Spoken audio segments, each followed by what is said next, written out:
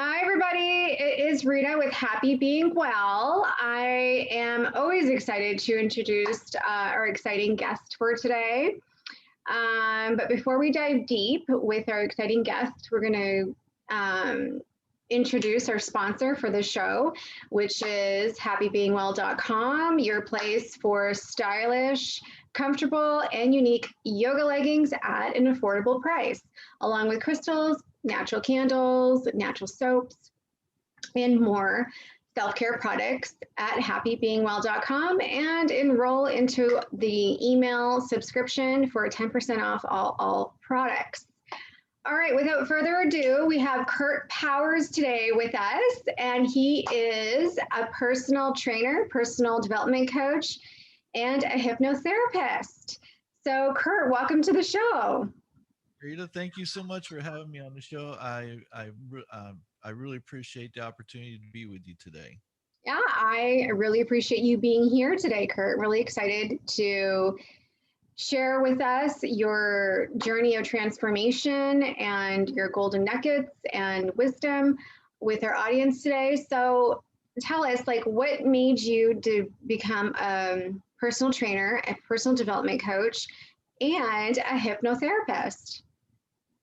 Okay, well, becoming a personal trainer was something I knew I actually didn't know that's what it was called, a personal trainer. But when I was 14 or 15 years old, when I was in eighth grade, uh, we had a PE class or a gym class, and weightlifting was a class that we were being taught. The moment I picked up a weight for the first time, I fell in love. Like I knew this was a love that I had, and I wanted to do this. And it didn't take long before I realized this is what I want to do for a living. This would be so amazing to be able to lift weights and make a living out of this. And so I knew I always wanted to own a gym. I didn't know about training people individually the way it turned out. It just became more profitable to do that. But I knew I was going to own a gym. So I'm 14, 15 years old, and through my teenage years, I have all these plans that I wrote down about how I'm going to open my gym, what it's going to look like, the music I'm going to play, what the air conditioning setting was on. I had it completely envisioned, my boards up there that were going to motivate people and all that of what my gym was going to be like. Of course, you can always think you know what it's going to be like, and then reality is quite different at times. But I did exactly that, and I was very fortunate to know early on what I wanted to do with my life, and so that's what I've been doing for all these years is being a personal trainer, and I own my own studio now as well, as I've owned many gyms over the years, and just I've been enjoying life and doing exactly what I love to do. Now, how did I become a personal development coach and a hypnotherapist? I realized early on in my career as a personal trainer that in order to get people to stick to the things that I was teaching them, they were going to have to change their mindset. And I understood that that came from the subconscious mind. And the best way to reach the subconscious mind is through hypnosis. And so I wanted to learn how to do hypnosis so I could integrate hypnosis along with the personal training. And because of that, I've had great success with clients who, especially when it comes to losing weight, a lot of weight, and having them keep that weight off for years and years, and still have keep it off to this day, and they're still active, where beforehand that wasn't even something they would have considered. So changing that mindset is everything whenever you're setting out to do anything. And the personal development coach came from me having to change who I was. Your shows a lot about self love and getting that mindset to love yourself and to care about yourself the way you should. And what I found was is that I didn't love myself, and I wasn't taking care of myself the way I should, at least not emotionally and not mentally. And so while physically I looked great, and on the outside everybody would think I would have had everything together. The truth of the matter was is that I was far from it. And the reason is because or not most, no one knew that I was gay, and I was in the closet for many years, and so I didn't love myself because I was told I couldn't love myself. I wasn't supposed to love myself. I was raised in a very religious family, and of course, when you're raised in a religious family, you go to church, and most of your friends are from that church, and your peers, and so you're amongst these people who you love, and you think to yourself, if these people only knew who I was, it would destroy who they think I am and destroy their opinion of me, and they wouldn't love me anymore. So you stay in that closet because you don't want to lose these people that you love so dearly. Um, and so when you're doing that, you're lying to yourself. You're not being your authentic self. You're not accepting yourself for who you are because you've been taught not to do that. And so you stay in this closet.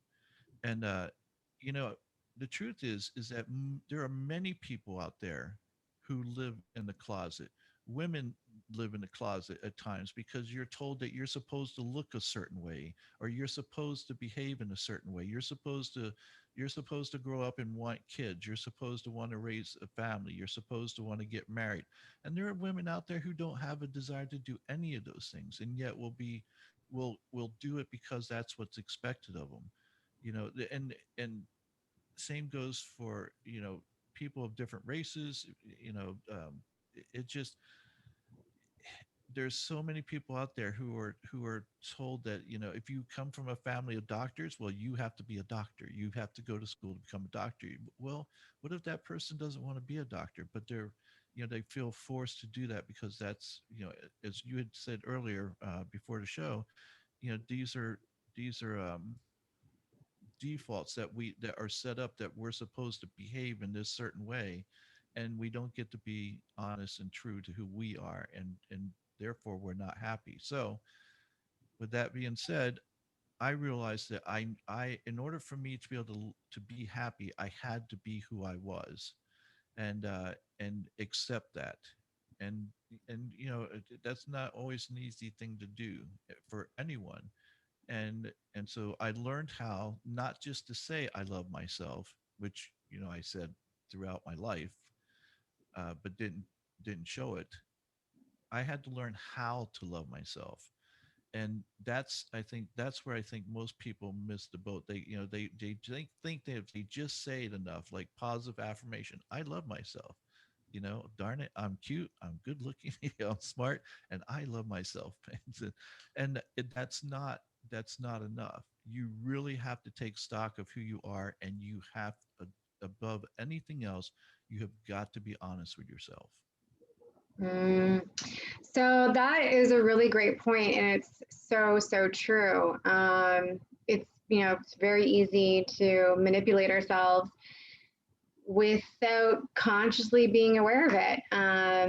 We live in a society filled with illusions. So, being like, with everyone's aware now that when we open up magazines, that the women are airbrushed and it's not really 100% accurate representation of what they really look like, in terms of their figures or their skin. It can be altered for, to achieve this perfection. So we're living in a society like that. Of course, it's very easy to go into to program ourselves to kind of create some kind of illusionary effect, way of thinking to fit the mold of what we're around. It's all around us. So that being said, how does one get honest with themselves? How do we unravel that? For me, this is what I teach people, because this is what I had to do it myself. And this is why I find a lot of people don't do it, because it's hard. It's simple, but it's hard. And like I always say, the simple things always seem to be the hardest things for some reason. So I take stock of myself, and that's what I did. I took stock of myself, and I looked at the things that I liked about myself, and I made a list of all the things I liked about myself, all the good qualities that I go, you know what, you're a good person because of this, this, and this. And then I took stock of the things I didn't like so much. and I go, these are the things that I don't like about myself, and I need to start changing those things and getting rid of those things that aren't productive for me as a person.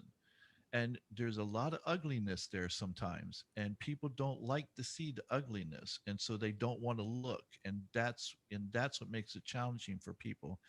Now, in saying that, when you're making that list of what it is that you love about yourself and what it is that you're not so fond of, make sure that the list of the things that you're not fond of are because you're not fond of them, not because your parents are not fond of them, your religious leaders aren't fond of them. And that was one of the things I didn't like, that I was gay. That, I mean, honest to goodness, I remember doing things that put my health at risk. I fasted for 5 days with no food, no water, nothing for 5 days because I wanted to change. Because that's what I was told to do. You had to pray, you had to fast, you had to, you had to do all these things in order for God to love you, and in order for you to change from being gay to straight. And that back in those days when I was young, I would have done anything to be straight. I did not want to be gay. And I remember thinking, if there was one pill in this world that could make me straight, I don't care if it cost $1 million. I would beg, borrow, steal. I would do whatever I had to do to find a way to get that pill so I could be straight. Because no one wants to be different. Not when, especially when you're a teenager. You want to be like everybody else. And nowadays, you couldn't pay me $1 million to become straight. I love who I am, but it wasn't that way. And so I didn't like being gay, but I realized when I took stock that I don't like being gay, not because I don't like it, but because people had told me I'm not supposed to like it. So when you take stock of that, make sure it's something that you don't like, not whether your parents like it, or, again, like I said, your brothers or sisters, your friends, whatever. It has to be something that you're being honest with. If you like what you're doing and no one else likes it, tough, do it.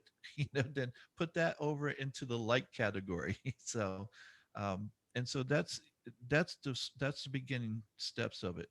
Now, the next part of it is understanding that when you say I love myself, that your actions have to match up with your words. Too often I see people who say they love themselves and their actions show they do not. We see this often with people who with this body positivity movement that's out there.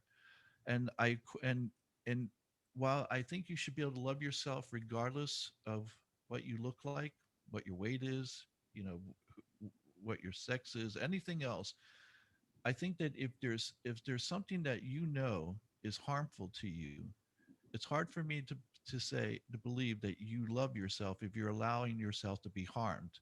If you wouldn't allow that action to take place on someone else that you love, like, let's say, your child, and yet you're willing to tolerate it, then you don't love yourself. Your actions show that you don't. And anytime we're content with being in a place that we know isn't healthy for us, or mentally, physically, emotionally, then we're not doing the things that would show that we love ourselves in reality. Oh, yeah, absolutely. Totally, totally agree. So that being said, how does one start loving themselves? You mentioned, just realizing where it's coming from, which is from an external place, like societal institutions being, religion, school, peers, parents. So once they recognize that it's not a real inner belief or an inner actual natural feeling, it's actually coming from an outside source, due to societal standards. So then what's the next step from there? Does it just happen naturally once you recognize that it's coming from an outside source and it's not what you really truly feel? I For some people, I think it's a little easier than others. I think some have to work at it. but once you realize that the only way you're ever going to be happy is to be yourself. Hmm. So accept who you are, accept who your real self is, and then go with that, and not care about. Here's one of the biggest things that hold people back is they care too much about other people's opinions. Now, I say, in a not so nice way, screw them, screw what they say. Now, I don't mean screw those people, because oftentimes the people who are the harshest critics are the ones who are in your closest circle, who say they love you, and they very well may, they may have very good intentions for the things that they tell you, and where they try to lead you or guide you to go down, and they may have the best intentions and not realize how much they're hurting you in the process. And so, religion is a big, as a big uh, part of that. I believe that for most people, at least in the church that I came from, I think these people love me. I think they really wanted what was best for me. But what they thought was best is that you can't be gay. And so that's where they wanted me to be. They wanted me to be straight like them, without having an understanding of what it means to be gay, or even to be straight for that matter. That this isn't a choice. If it were a choice, this would have been over with many, many years ago, and I would be straight as they come. But it's not a choice. And so they don't understand that. And so, unfortunately, they're speaking from a place where they're not informed properly, but their heart's in the right place. But again, it doesn't matter if their heart's in the right place, is if their advice that they're giving me is hurting me. So it's important to accept who you are, and realize the only way you're ever going to be happy is by being yourself, being your authentic self, and what makes you happy. And again, make sure that you're giving yourself the best advice as well. So if I'm 200 pounds overweight and I say I love myself, I'm kidding myself. I don't. Now, I can love myself if I accept the fact that I go, yes, I love myself. I know I'm 200 pounds overweight. Here's that list I told you about, the things I don't like about myself. I don't like the fact that I'm healthy. I don't like the fact that I'm 200 pounds overweight. So, guess what? Since I love myself, I'm going to start doing the things that are necessary to get that weight down so I can be at a healthy weight. It's not that I need to weigh less to love myself. Like if I was healthy at 200 extra pounds and I was happy, I was truly happy there, then I'm all for it. But the fact of the matter is very few people can be that far overweight and be healthy, and not only that, but even live the kind of lifestyle that they would want to live. Because I keep telling people I'm going to live to be 120, but I said I want to live. I want to have a not just quantity. I want to have quality. If I live to be 120, I want to be that guy who's out there, climbing, well, not Mount Everest, but I want to climb some mountain when I'm 120 years old, or living the life like Jack LaLanne did when, here's a guy who he lived in his 90s, and the guy for his 80th birthday pulled like 80 rowboats across the English Channel or someplace like that. It's like that's the kind of life you want to live. That's more important than how long you live, I think, because there's a lot of people who live a long time, but they haven't lived life. They're just sitting there and not enjoying life at all. So that's part of being happy. I totally agree. It's completely true. So I think you've shared a lot, in terms of your journey, which is amazing. I mean, starting a personal training business at the age of like 14 is pretty incredible. I mean, that's really young, and I didn't start it then. I just realized that's what I wanted to do then. I didn't start like the first job I got in a gym was when I was 18, because I was like, I knew that's where I wanted to be. But no, at 14, I knew what I wanted to do. But yeah, that would have been a very incredible if I'd started a personal training business at 14. Of course, I don't know who would have listened to at 14. You know? no, you'd be surprised. I mean, younger generation is becoming so much more savvy at a younger age every time. and seeing younger kids, like, whether it's the technology or um, they're just learning at a faster pace. Um, but you also described, some visualization. You're visualizing what your gym looked like. That's pretty impressive. All the details at a young age of, 14 or under the age of 18. Um, and then you ended up owning multiple studios. So, you manifested that through visualizing, which is pretty cool. Yeah, I talk about that a lot to my audience, and the power of visualizing things in details just makes it much more powerful, amplifies the energy into existence, and most importantly, feeling how you feel when you're in your gym and training others, and what that looks like and feels like during operations, after operations, and whatever um, feelings and images come up for people. So that's amazing, Kurt. So I really enjoyed your journey. It's very inspiring and powerful, and your insights, and looking at how to be honest with ourselves and try to really tap into who we really are. That's where the power lies. It's within, and recognize what's the outside forces influencing us. To really, really empower ourselves and live in a happy place and really live, as opposed to, coasting in a comfort zone. And I think it's Les Brown that says, yeah, it is Les Brown, where there's a dog on a porch and he's sitting on a nail, and he's moaning, and he just does this for days and days and days. And someone makes a comment like, why doesn't he get off the nail? And I think it was the dog owner, she's like, because it doesn't hurt enough. So, Right.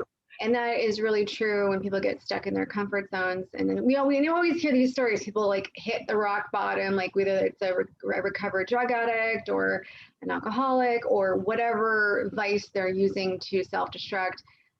Once they really truly hit the rock bottom is when we hear these stories of inner strength and transformation and people. So, but not everybody has to hit rock bottom to start transforming and realizing the truth of themselves, the truth of life. Um, yeah, so that's where the power lies, and then start the journey of really loving themselves. And it takes courage. That's something that I want to make sure that people understand. It takes courage. And oftentimes, fear is what stops people from doing that. And one of the things I talk about when I'm talking to a group of people, I tell them a story about how I've been a wrestler for ever since I was a little kid, and even up into just recent years. I was an MMA fighter. I've been doing this for so long. It's just it's what I love. I absolutely love it.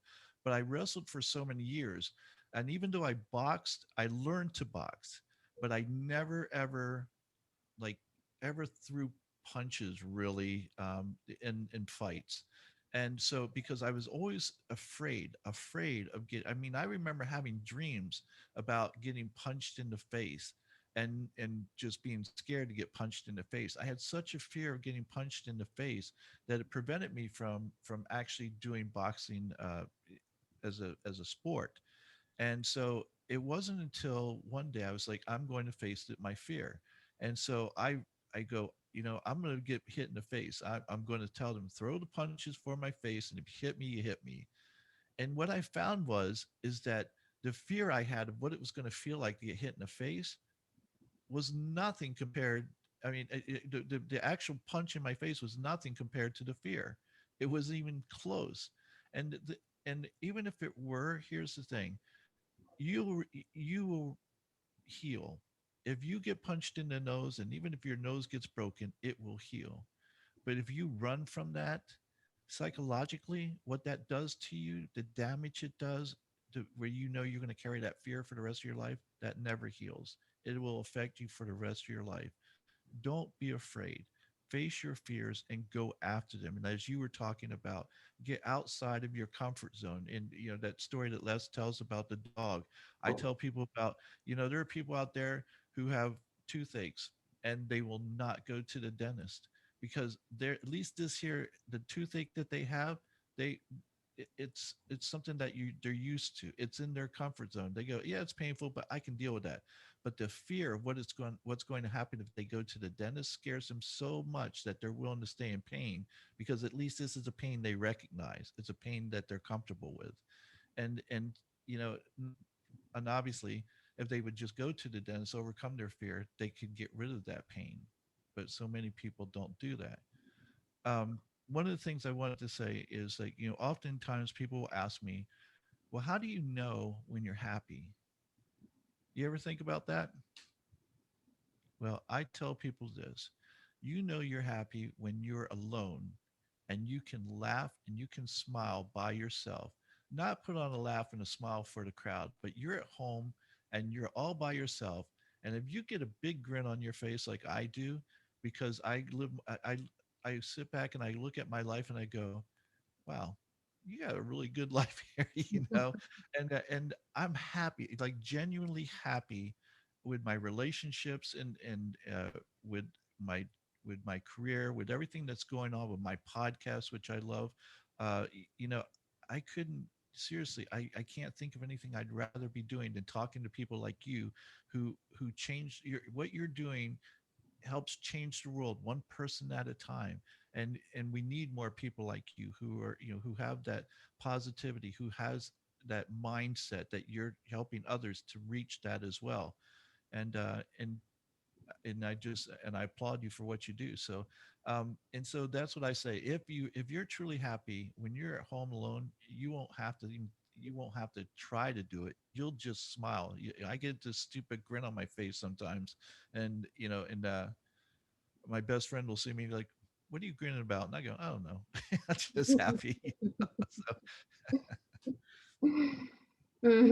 Yeah, absolutely. If you can smile when you're alone, you're definitely happy because you can generate your own happiness, you can generate your own energy. And that really is where success lives. If you can do that, then, you're really comfortable with, you're really empowered. You're more empowered. You're not coming from a place of lack when you're truly happy with yourself because you you know that you know how to create things for yourself. If you can create happiness for yourself, you can generate your own energy. You know what I mean? You're not constantly dependent upon something, living from a place of scarcity and lack. This is where people are constantly dependent upon, comparing themselves to somebody else as a measure of success. This is where bullying takes place, to feel superior, to make one feel inferior. These little silly, ridiculous games when really, truly, they're really hurting themselves, anyways, in the end. Um, so, and this is where you're able to attain and reach higher levels of progress, because you're recognizing the truth of your existence, and existence in itself is, it's really, truly, we're creating our lives, whether we're aware of it or not, whether we're creating chaos or whether we're creating peace and happiness and success. So, it's really all about, once we really truly expand our consciousness, we can really easily get into a place of self-love and generating our own happiness in order to spread that to others on a more unconditional way without having all these conditions attached, which really truly limit us. We're just basically setting ourselves up for disappointment, because it's just really a stupid way of thinking, in my right, opinion, because it's like, again, you're placing your happiness and your success on others, right? right, So if you're placing conditions on them, or it's a conditional relationship, right? Oh, if I do this for you, you gotta do this for me, or or you're not saying it, but you're expecting it, and then and then fights start. It's just so silly to me. And this topic can really go in depth. What we're talking about, it can go into a thesis. Really, is to the domino effect of that particular thinking and how society is kind of promoting it indirectly and covertly through different media institutions, and just the way we operate in society too. We live in a competitive society, so I can understand the default programming there. But at the same time, there's just so much awareness and so much education being spoken around personal development. It still shocks me that as a mass culture, we haven't fully achieved mass awareness in terms of expanding our consciousness yet, which still shocks me. I don't understand that, but it's something that we continuously need to continuously create more awareness around until we're all on board as a society and as a world. So, because this dominoes into like, this is why we have narcissistic personality disorder, and then and it's just this continuously pattern of reproducing these particular personality disorders.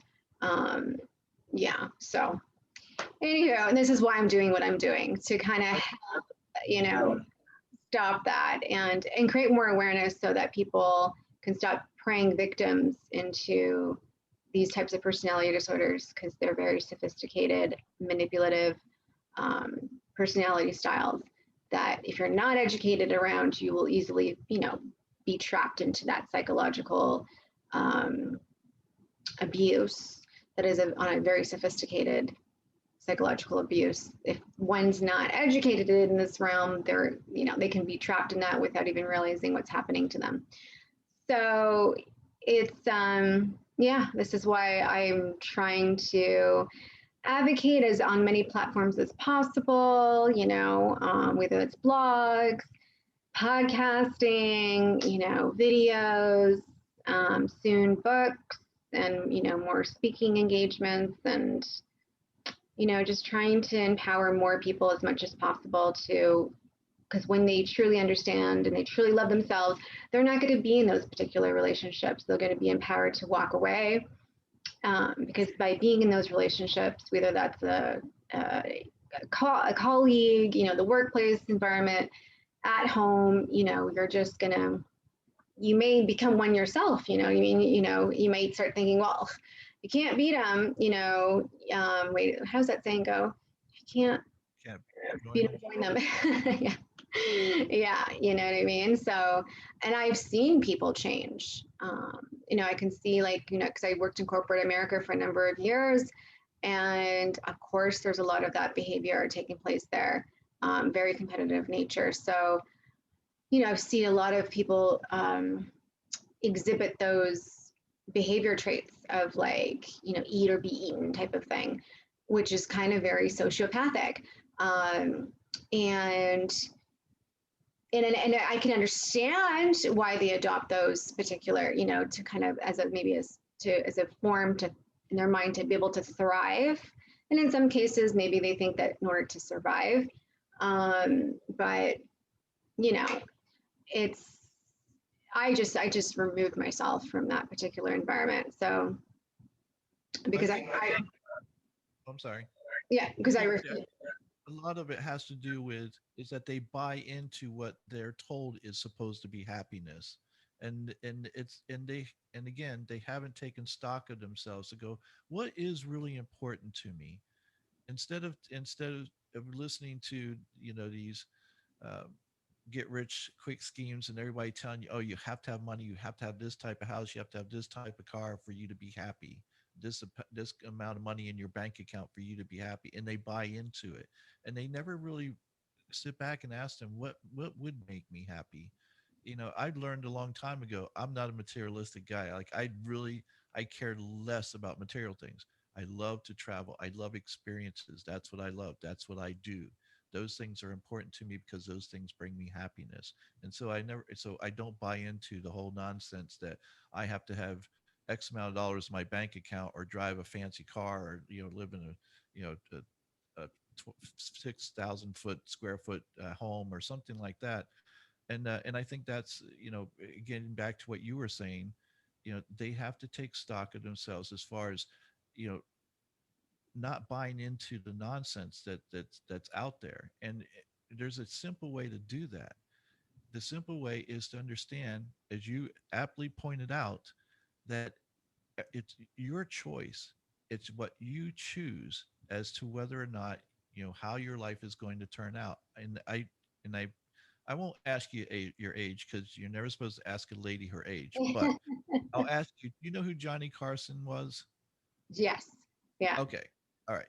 So Johnny Carson was the most popular uh, talk show host that ever lived. I mean, so much more famous than Jimmy Kimmel, Jimmy Fallon, and Conan, and all the rest of them combined. He was that famous. He had a guy on his show one time, an old guy, was over 100 years old. And the guy was just a hoot. Like, he was just funny as could be. He just had a great sense of humor. And Johnny asked him, he goes, you just have such a great, outlook on life. He goes, at your age, how did you get to this point to have that? And he said, and his simple answer was this. And I was a kid, and I remember this to this day. He said, Johnny, every morning I wake up, and I can wake up grumpy, or I can wake up happy. I choose to be happy. And I realized that what he said so many years ago is now starting to be, you know is starting to resonate with people, that we have that choice. We have that power, who we're going to listen to, who we're going to allow into our lives. If someone is, if someone in your life is making you miserable or upsetting you, you need to have, like you said, the power to be able to walk away from that. If someone's toxic in your life, why are you keeping them in your life? If anything is toxic in your life, why would you do that? You're only harming yourself. But no one can do anything to you that you don't allow. And you always have the power. And I think, as you again aptly pointed out, there's this awakening, I think, that people are starting to realize this.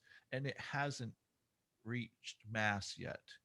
But it's because of people like you who do your show that you're getting that message out there. And what you do again is so important, because and if you have listeners or viewers who see you and they go, I believe that, you need to get out there and spread that message as well, because someone might not it may not resonate when Rita says it to them. It might not resonate when I say it to them, but it might resonate to to whoever your listener or viewer is, and says it, and they go, oh, I get it now. So the more people like us that are out there who put that message out, the better it's going to be, and the faster people will accept it, and the better off our world will be at that point, I think. I totally agree. There's not enough people. I think more and more people need to get up and speak and write in all types of media platforms around, how to love ourselves.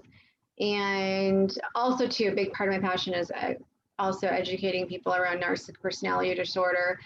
There's still there's still so much people that are just not aware of it, and they're just you can fall prey to it in relationships or in any form of relationship, whether that's a working relationship, a family member, a partner, and so because I feel like it's a real epidemic in our society. If you go on YouTube and type in narcissistic personality disorder, I mean, you're going to see a lot of videos with like millions of hits, and on most of them, or thousand, a lot, they're very popular, and there's more and more forums now about narcissistic personality disorder. I mean, I'm on Clubhouse and people are talking about it there. I mean, it is truly, and I'm happy that it's trending, but there's still more and more information that needs to be distributed, because the masses are not fully aware of the disorder. They're just familiar with the term narcissist, and they think it's just vanity, but it's so much more than that. So yeah, so I feel it's self-love and the narcissistic personality disorder, because I just feel like they kind of go hand in hand. Yeah. So, but thanks so much for, sharing with us. I learned so much from you today. Truly, truly inspiring, and motivational. And so if people want to find out more about you and work with you, where can they find you, Kurt? You can find my podcast on major platforms. It's the Powers Project podcast. You can also find me on YouTube. You can either look up Kurt Powers or the Powers Project, and you'll find me on YouTube. And also, I have my website, of course, is thepowersproject.com. And then I also have Instagram, and I have Facebook. I have Twitter, but I don't ever use it. I don't like getting wrapped up in all the nonsense that's on there. And normally Instagram's my favorite place because I can just, like when when I get done here, I can talk about being on your show and the great show that we had together and how much fun it was. And so you can go to Instagram, Kurt Powers at Instagram or Facebook. You'll find me there. And so, and that's about it. I don't have a big social doing, which I probably should, to get my podcast out there more, but I'm working on it. I'm one of those old guys. So Yeah. So do you have a website, Kurt? I didn't catch that. Is there a website that people can find you? yes, you can go to thepowersproject.com or kurtpowers.com. It'll take you to the same website. Okay. So powers.com. I'm just going to say Kurt, that's just easier to remember. So that's basically your hub, right? For everything else, like your podcast and your social media is at kurtpowers.com. Okay, Yeah, great. so you can find all my episodes there. Perfect. I'll have the link included on the podcast description as well, so people can click on it. So thank you so much, Kurt, for sharing your time and energy and insights and strategies with us. And again, this podcast is sponsored by happybeingwell.com, your place for stylish yoga leggings, natural soaps, natural organic facial masks, and much more self-care products for women at happybeingwell.com. So Kurt, thank you again so much. Namaste. And I'm sure our audience members really appreciated this episode. And so, yeah. So until show, I really appreciate it. It was fun to talk with you. Yeah, I enjoyed talking with you too. But thanks, Kurt. Okay, bye. Bye.